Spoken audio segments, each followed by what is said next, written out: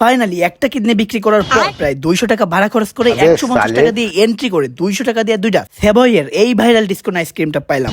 এইবারে আসা যাক পুরো ট্রেন্ডিং এ থাকা এই আইসক্রিমটা খাইতে কেমন। এন্ড আগেই বলি আমি গেছিলাম রূপকথা ইকো রিসোর্টে এবং সেখানকার একটা দোকান থেকে মেনলি আমি এই আইসক্রিমটা পাই। তাছাড়াও পাবনাতে মেবি অনেক জায়গাতেই এই আইসক্রিমটা অ্যাভেলেবেল, বাট আমি সঠিক জানি না এই ব্যাপারে। ওকে, মাঠের একটা পাশের দোলনাতে বসে আইসক্রিমটা আমি আনবক্সিং করতেছিলাম and seriously I am getting so excited. যাই হোক, আইসক্রিমটার উপরের দিকটায় ছিল একটা হার্ড চকলেট বার এবং মাঝখানের দিকটায় ছিল বাদাম। চকলেট বার থেকে বাদাম ছড়াই নিলে এইটা খাইতে একদমই কিটক্যাটের ফ্লেভার ছিল এবং বেশ গাঢ় একটা কফি ফ্লেভার ছিল। তারপর চকলেটের পর্ব শেষ করে আইসক্রিম, যেটা আমার কাছে সব থেকে বেশি ভালো লাগছে, কারণ প্রতিটা বাইটে আইসক্রিম থেকে বেশ গাঢ় একটা কফি ফ্লেভার আসতেছিল, যেটা খাইতে দারুণ লাগছে। যাই হোক, এই পর্যন্ত অলমোস্ট সবকিছু ঠিক ছিল, বাট রিয়েলি কোন খেয়ে আমি যথেষ্ট স্যাটিসফাইড ছিলাম না। আমি জানি এটা ডার্ক চকলেট ফ্লেভার ছিল, বাট কোন খাইতে একদমই পুড়ে যাওয়া কোনের মতো লাগতেছিল এবং শেষের দিকের যে চকলেটটা এইটা খাইতে একদমই টেস্টলেস ছিল, যেটা একটা 60 টাকার আইসক্রিমের কোনেও অনেক বেটার থাকে।